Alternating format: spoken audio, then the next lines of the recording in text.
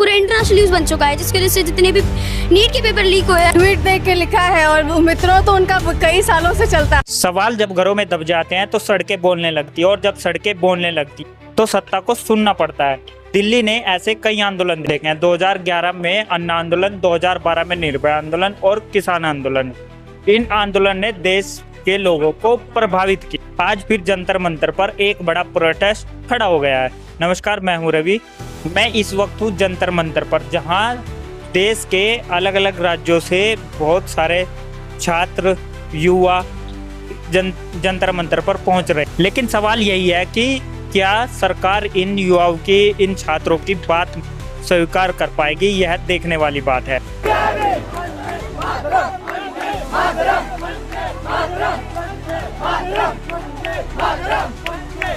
अभी हम मौजूद है जंतर मंतर पर और यहाँ स्टूडेंट से बात करेंगे और जानेंगे उनके मुद्दे क्या हैं। भैया, आप यहाँ क्यों आए हैं? क्या आपका क्या मुद्दा है? भाई, हम तो स्टूडेंट के सपोर्ट में ही आए हैं। मैं भी स्टूडेंट हूँ। तो मेरा मेन प्रॉब्लम ये है, एजुकेशन में सुधार लाना जरूरी है। जैसे सरकारी स्कूल्स बंद हो रहे हैं, नए स्कूल्स खोलने चाहिए, उसमें व्यवस्थाएं बनानी चाहिए, सुविधाएं देनी चाहिए। इससे तभी तो बच्चे पढ़ेंगे। जो गरीब के बच्चे वो पढ़ ही नहीं पाते। पता ही है कितना एजुकेशन महंगा हो गया है। यहाँ बात सिर्फ नीट पेपर की नहीं है, बात एसएससी की भी है। मैं एसएससी एस्पिरेंट हूँ और मैं पिछले 3-4 साल से एग्जाम दे रही हूँ। 2024 में मैंने यूपी पुलिस का एग्जाम दिया था। एग्जाम देकर आई, 100 रुपए में पेपर बिके थे। वो घर आके 3-4 हजार रुपए लगे थे मेरे आने जाने में और वहाँ पे जो भी था। उसके बाद वो पैसे मेरे वेस्ट गए। दोबारा मेरा सेंटर इतनी दूर डाला था, मिर्जापुर, दिल्ली में रहती हूँ। क्या नाम है मैडम? शोभा नाम है मेरा। मैं दिल्ली से ही हूँ और मैं दिल्ली से मेरा मिर्जापुर सेंटर डाला। मैं अकेली लड़की हूँ, जा भी नहीं सकती। अगर पास में होता तो मैं अकेली जा भी सकती हूँ। मेरे पेरेंट्स ने मना कर दिया कि नहीं जाएगी एग्जाम देने, तो वो मेरा एग्जाम मतलब वेस्ट गया। वो साल मेरा वेस्ट गया। देखो, 20 तारीख को जो प्रोटेस्ट हुआ वो मतलब महीने भर से प्रोटेस्ट चल रहा था यहाँ पे जंतर मंतर पे। 20 तारीख को मार्च करना था जंतर मंतर से पार्लियामेंट तक। तो उसमें जैसी हमने चीज़ें देखी, जिस तरीके से वॉयलेंस हुआ पुलिस की तरफ से, लोग बच्चों को इतना हर्ट हुआ, तो उन चीज़ों का कहीं से दूर दूर तक होने का कोई मतलब नहीं था। अगर महीने भर से पीसफुल प्रोटेस्ट चल रहा था तो उस दिन मार्च भी तो पीसफुल ही होता ना। आपको बच्चों पे हाथ उठाने की, उन पे लाठियां चलाने की कोई ज़रूरत नहीं थी। और जो लड़कियों के साथ हुआ वो तो बहुत ही शर्मिंदगी भरा हुआ है। लड़कियों के ऊपर हाथ उठाना, उनके बालों में हाथ डालना, कपड़े फाड़ना, लाठी मारना, ये सब दिखाता है कि आप लोगों में बिल्कुल भी सहनशीलता नहीं है। और आप जो एक तरफ आप इंटरनेशनल मीडिया में और बहुत प्राउडली आप जब नेशन को स्पीच देते हैं तो आप कहते हैं कि हमारा जो यूथ है वो हमारी सबसे बड़ी ताकत है। और जब यूथ सड़कों पे उतरा है, अपनी आवाज आपके पास रख रहा है, तो आप यूथ पे ही लाठी मार रहे हो। ये कहाँ से जस्टिफाइंग है? यहाँ किस आप जैसे विचारधारा की बात करें तो इस आंदोलन में अब तक आपने किन किन विचारधाराओं को यहाँ पे नोटिस किया है? किन किन विचारधारा के लोग आपको यहाँ पे नजर आए हैं? जी, पहली बात तो यहाँ पे जो है बाबा साहब के मानने वाले बहुत हैं। और लेकिन मुझे लगता है 2 तरीके से इस चीज़ को देखना चाहिए। एक तरीके से जैसे कास्ट बेस्ड डिस्क्रिमिनेशन जो कि नहीं होनी चाहिए, जिसके बारे में जो कि मुद्दे से भटक रही है बात। यहाँ पे आपने ये सब देखने को मिला है? नहीं, जो कास्ट बेस्ड डिस्क्रिमिनेशन के खिलाफ आवाज उठा रहे हैं, जैसे बाबा साहब ने सिर्फ कास्ट बेस्ड डिस्क्रिमिनेशन पे काम नहीं किया था, वो है, उसका सम्मान है और उस बात को उठाना भी चाहिए। लेकिन ये मंच वो नहीं बनना चाहिए, क्योंकि अगर बहुत ज्यादा हम डिमांडें करेंगे तो शायद हमारी कोई भी डिमांड पूरी ना हो। ये तो बहुत शर्मिंदगी भरी बात है कि आप जो यूथ, जिसको आप प्राउडली ऐसे बोलते हो कि यूथ ही हमारी ताकत है, उसी यूथ को आप लाठी मार रहे हो। बीजेपी को जो ये पूरे स्टूडेंट का और ये ना पूरे क्राउड का सपोर्ट मिल रहा है, तो इसको आप कैसे देखते हैं? देखो, सीजेपी को जो ये पूरे क्राउड का और सपोर्ट मिल रहा है, मैं इसमें यही कहना चाहूँगी कि कहीं ना कहीं बहुत बड़ी तादाद में, क्योंकि मैं भी एक स्टूडेंट हूँ, मैं खुद प्रिपेयर करती हूँ, तो कहीं ना कहीं बहुत बच्चों के साथ बहुत ज़्यादा इनजस्टिस होता है। पूरा जो ये फेज होता है प्रिपरेशन का, इसमें बच्चे बहुत कुछ मतलब अपने उनकी स्थिति इतनी खराब होती है, फैमिलीज का इतना अच्छा स्टेटस नहीं होता। यूजुअली ऐसा होता है कि जिन बच्चों की फाइनेंशियल स्थिति अच्छी नहीं होती, वही लोग प्रिपेयर करते हैं। एक जो बड़ा तबका है वो ऐसा ही है। तो तो जो ये अगर सीजेपी क्या है, सीजेपी एक हमें स्टेज मिला है, वो हमारी यूथ की आवाज़ को, बच्चों की आवाज़ को वो बाहर लेके हमें प्रेजेंट कर रहे हैं। तो बच्चे कहीं ना कहीं इस सिस्टम से सताए हुए हैं, परेशान हैं, तभी तो इतनी ज़्यादा मात्रा में लोग सड़कों पे उतरे हैं ना। अगर किसी को कोई तकलीफ नहीं होती तो लोग सड़कों पे क्यों आते हैं? बाकी हर चीज़ का गलत और सही पहलू तो होता है, तो असामाजिक तत्व तो हर जगह होते हैं, लेकिन मैं यही कहना चाहूँगी कि स्टूडेंट्स का एक बहुत बड़ा अमाउंट शिक्षा व्यवस्था से बहुत ज़्यादा परेशान है। उसके बाद 2025 में मैंने उसका अभी दिल्ली पुलिस का एग्जाम दिया था। उसमें बंदों के मतलब नॉर्मलाइजेशन पता नहीं किस हिसाब से दिया, मुझे समझ ही नहीं आ रहा है। 12 नंबर माइनस कर रखे हैं और सेम शिफ्ट में 12 नंबर 13 नंबर बढ़ा रखे हैं। मेरी एक फ्रेंड थी, वो उसके 65 नंबर आए थे और EWS के और मतलब गर्ल्स के कट ऑफ कम ही जाती है, 63 पे गई है इस बार भी। तो उसके 65 नंबर थे, उसको पता था उसका हो जाएगा, तो वो 6 महीने से रनिंग कर रही थी, कंटिन्यूसली रनिंग कर रही है 6 महीने से। उसने अपनी हालत खराब कर ली रनिंग कर करके, उसको लग रहा था कि उसका हो जाएगा, लेकिन नॉर्मलाइजेशन में उसके 10 नंबर काटे हैं। अब 55 हो गए, 65 उसके नंबर थे, 55 हो गए। उसका पूरा साल वेस्ट गया, उसकी मेहनत जो भी थी सब कुछ वेस्ट गई। और मेरे जो थे मेरे तो नंबर नहीं बन रहे थे, बट मुझे उस चीज़ का बुरा नहीं है, लेकिन जिन लोगों ने एग्जाम दिया उनका मुझे बहुत बुरा लग रहा है कि वो इतनी मेहनत कर रहे थे। और रही बात यूपीएसआई की, यूपीएसआई में इतनी तगड़ी धांधली हुई है।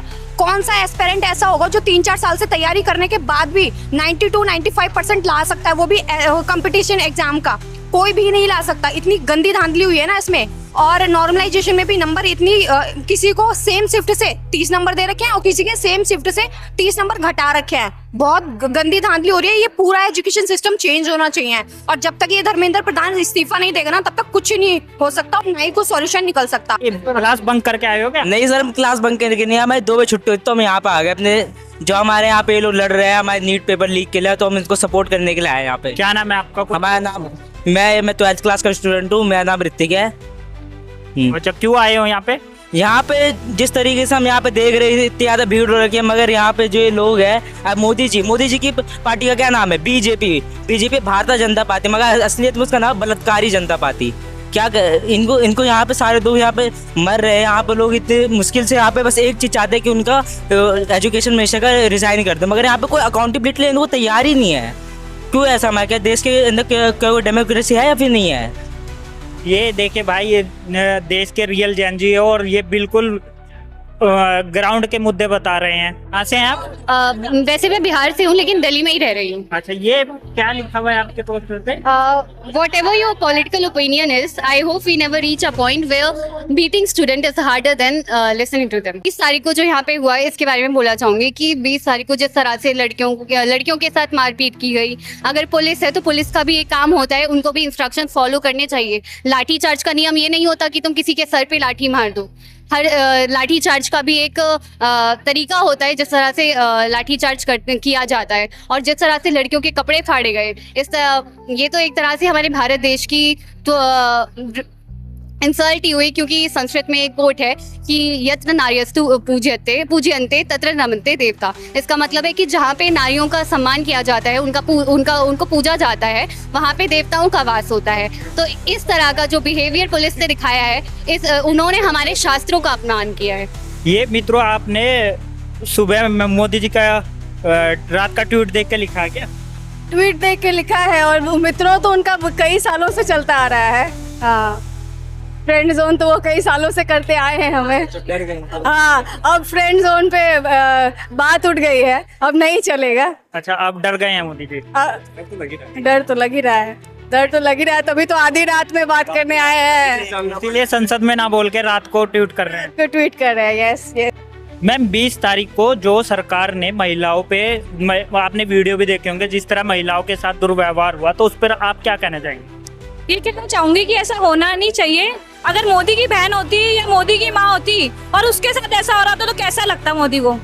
तो जैसा औरों की बेटियों के साथ हो रहा है, मोदी को थोड़ा सोचना चाहिए। कोई तो उसके खानदान में कोई तो होगा, उसके चाचा की, मासी की, कोई तो होगी। अगर उसके साथ ऐसा हो रहा था तो क्यों होता? और मेरा ये भी क्वेश्चन है कि भाई अपने जो पुलिस वाले हैं वो ऐसा क्यों कर रहे हैं? ठीक है, मैं मानती हूँ कि एक दबाव है, बट अगर वो भी हम लोगों को सपोर्ट करेंगे तो शायद ऐसा नहीं होगा। सबके घर में माँ बहन है, सबके घर में बेटी है। इवन मैं खाली लेडीज के लिए नहीं कह रही, लड़कों को भी मारा गया है, बहुत गलत है, ऐसा नहीं होना चाहिए बिल्कुल भी।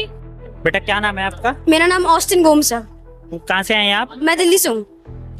कौन सी क्लास में पढ़ते हैं आप? मैं 6C में पढ़ता हूँ, सेंट ये क्लम्बस। क्या लिखा है आपके पोस्टर पे? यहाँ लिखा है please don't play with our future. मैंने ये लिखा है क्योंकि जो अभी आजकल जितना ये सिचुएशन चल रहा है, ये पूरा इंटरनेशनल न्यूज बन चुका है, जिसकी वजह से जितने भी नीट के पेपर लीक हुए हैं उसकी वजह से बहुत सारे सुसाइड्स, लाइव्स गई, ये सब बहुत कुछ हुआ है अभी हमारे वर्ल्ड में और ये कंट्री पे। तो इसलिए मैंने ये लिखा है क्योंकि इस की वजह से हम लोग जो जितने भी छोटे बच्चे हैं वो लोग अपने जस्टिस के लिए लड़े, ताकि फ्यूचर में ऐसा ना हो। और ये जितने भी इंडियन यूथ है ये इसलिए आए हैं। मैं कहना चाहता हूँ कि हिंदुस्तान जैसे महान देश का प्रधानमंत्री एक चाय वाला बिल्कुल नहीं हो सकता। अगर ये बात जो हमारे देश की जनता जान ले कि we need educated prime minister, अगर ये हर कोई समझ जाए तो 2029 में हम दिखा देंगे भारतीय जनता पार्टी को अहंकार कैसे टूटता है।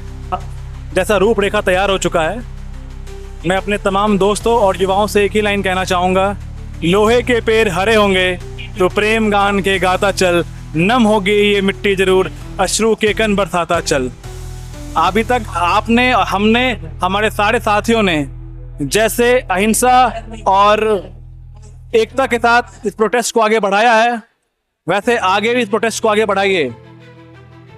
हमारा मूल उद्देश्य है कि कोई अकाउंटेबल हो हमारे पेपर लीक के लिए, हमारे शिक्षा व्यवस्था के लिए, और जो कुव्यवस्था बनी है समाज में शिक्षा को लेके, रोजगार को लेके, उसमें समानता होना चाहिए। जैसे अभी नीट का पेपर है, 22 लोगों ने सुसाइड कर लिया, ये छोटी बात नहीं है, ये बहुत बड़ी बात है। वहाँ आप भी हो सकते थे, मैं भी हो सकता था, हमारे फैमिली के भी हो सकते थे।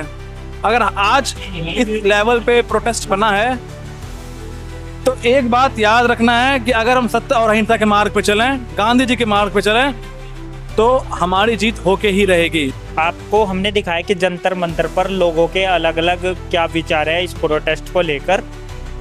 अगर आपको ये वीडियो अच्छा लगा हो तो हमारी इस वीडियो को लाइक करें, शेयर करें और हमारे चैनल को सब्सक्राइब जरूर करें। शुक्रिया।